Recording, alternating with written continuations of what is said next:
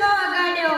12 જાન્યુઆરી 1863ના રોજ કોલકાતામાં જન્મેલા નરેન્દ્રનાથ દત્ત આગળ જતા સ્વામી વિવેકાનંદ તરીકે ઓળખાયા અને કરોડો યુવાનોના આદર્શ બન્યા.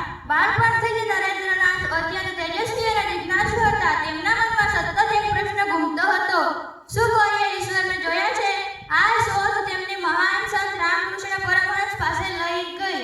રામકૃષ્ણના પ્રભાવ હેઠળ નરેન્દ્રનાથનું જીવન બદલાઈ ગયું.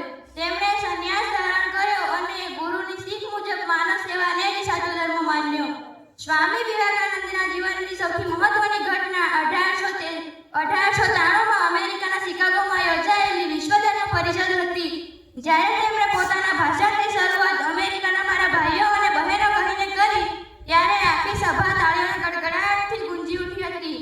તેમણે વિશ્વને સમજાવ્યું હતું કે હિન્દુ ધર્મ એ માત્ર કર્મકાંડ નથી, પરંતુ સર્વધર્મ સમભાવ અને માનવતાનો સંદેશ આપે છે.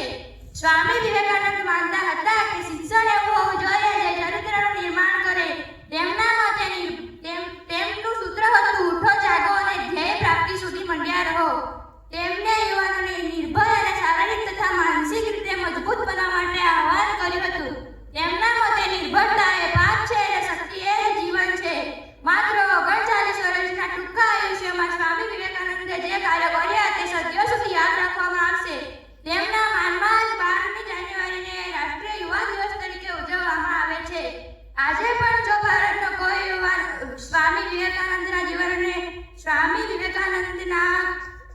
વિચારોને અનુસરે તો ભારત